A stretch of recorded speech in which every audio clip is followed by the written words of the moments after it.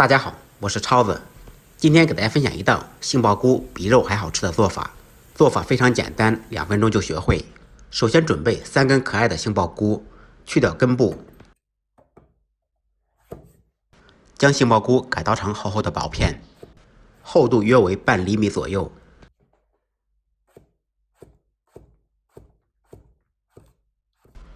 切好以后，我们将杏鲍菇的一侧改十字花刀，伤口深度约为杏鲍菇的1/3，不要切断。横着切完，旋转45度，竖着切，这样改出来就是菊花刀。用这种方法改刀，烧制的时候杏鲍菇更容易入味，做出来菜品也非常漂亮。当然，嫌麻烦的也可以省略这一步，杏鲍菇切薄一点就可以了。全部处理好以后，放入碗中备用。接下来调一个料汁，碗中放入1小勺海鲜酱油，半勺蚝油，一点点盐，口味轻的盐也可以不放。1小勺白糖约3克，加入30克清水，搅拌均匀。准备少许蒜片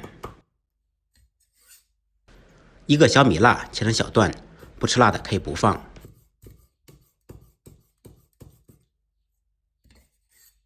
起锅，锅烧热，放入少许油。油热以后，放入处理好的杏鲍菇，先在锅中煎一下。酒店做的话，一般都是直接用油炸。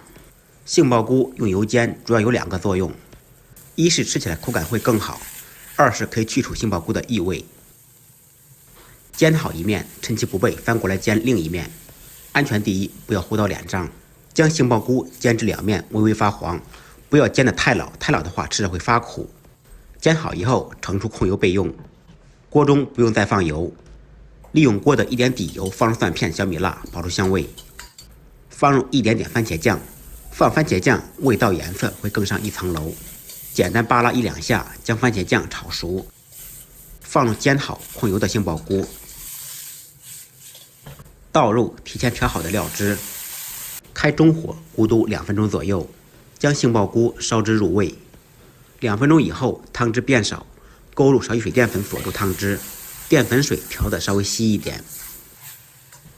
最后淋少许葱油，翻炒均匀，增加菜的亮度和味道。一道非常简单好吃的红烧杏鲍菇就做好了。不放肉胜似吃肉，而且吃起来口感有点像吃鲍鱼的感觉，非常 Q 弹爽滑。再撒少许迷恋的小葱花。喜欢吃肉但是又想减肥的同学一定要试着做一下，味道超乎您的想象。最后麻烦您给超子点个关注，2个赞。再忙再累，记得按时吃饭。下期视频见，拜拜。